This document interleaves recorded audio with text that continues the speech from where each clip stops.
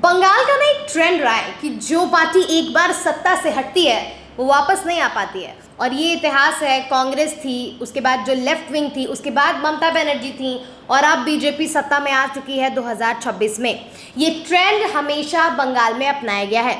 बहुत सारे राजनीतिक विश्लेषकों और सीनियर जर्नलिस्ट का कहना है कि बंगाल के लोग बहुत ज़्यादा लॉयल होते हैं, लॉयलिस्ट होते हैं पॉलिटिकल पार्टीज़ को लेकर, क्योंकि जब भी वो किसी पार्टी को चुनते हैं उसे बहुत लंबे समय तक रखते हैं और उसे जिताते हैं।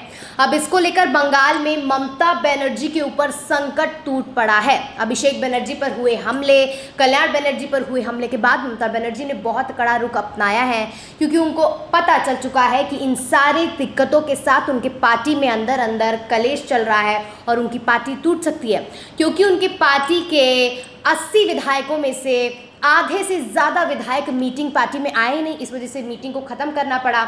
बहुत सारे विधायकों का बीजेपी के साथ संपर्क बताया जा रहा है। बहुत सारे टीएमसी के विधायक जो है वो बीजेपी के संपर्क में हैं।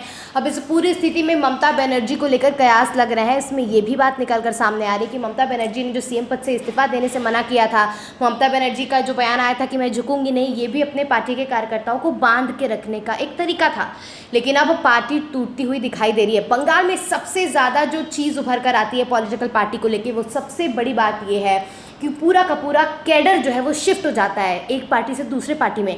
कांग्रेस के बाद जब लेफ्ट था तो ममता बनर्जी ने सेम यही नीति अपनाई थी और अब बीजेपी ममता बनर्जी की ही नीति अपनाते हुए दिखाई दे रही है और टीएमसी का पूरी तरीके से वर्चस्व खत्म होता हुआ नजर आ रहा है बंगाल में। खासकर कई राजनीतिक विश्लेषकों का ये भी कहना है कि ऐसा ना हो, लेकिन अब समय बताएगा कि क्या टीएमसी के विधायक धीरे धीरे बीजेपी में शामिल हो जाएंगे, क्योंकि कई विधायक टीएमसी की पार्टी छोड़ चुके हैं।